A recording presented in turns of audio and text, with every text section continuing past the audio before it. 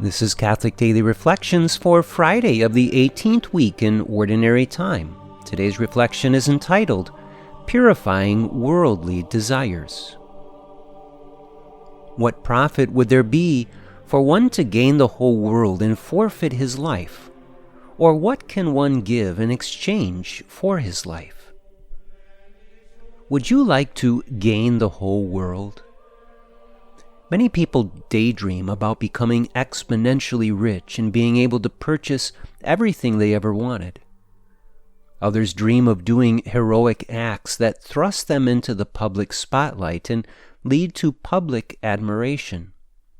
Still others dream of having great power in this world and being a person of great importance.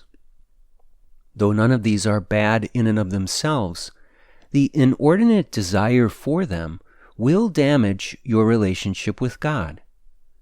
And when one of these desires becomes the dominant and all-consuming desire within, the result is that you forfeit your eternal soul.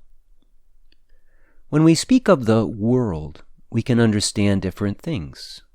First, this is a reference to all the material things of this world. For example, the best of food and drink, self-indulgence, fleshly pleasures, material wealth, and all that is temporary and passing in this life. Second, the world can refer to pride and desire for attention and praise. This is when we become consumed with concern about what others think and say about us.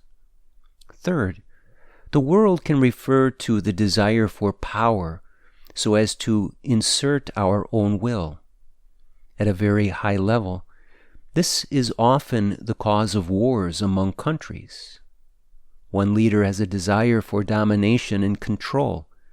The desire for power and control can also affect each person within any part of that person's life, including family, friends, work, social circles, etc.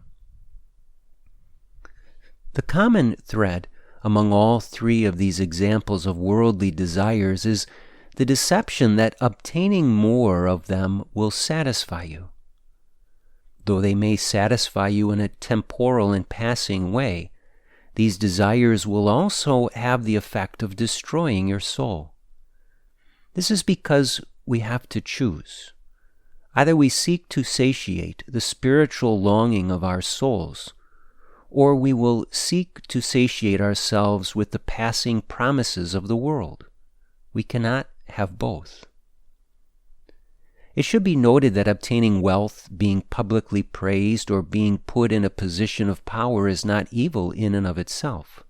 In fact, any one of these offers potential for good.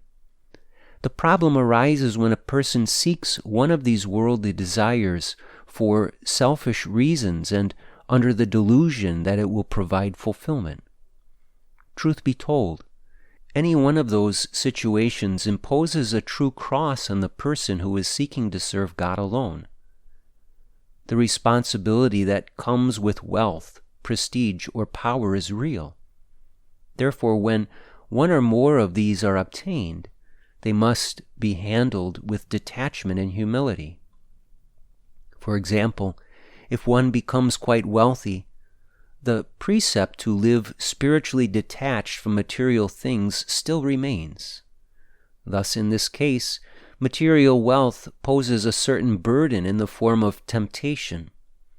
While this temptation certainly can be overcome and wealth can be used for good, the danger is real and must be regularly acknowledged.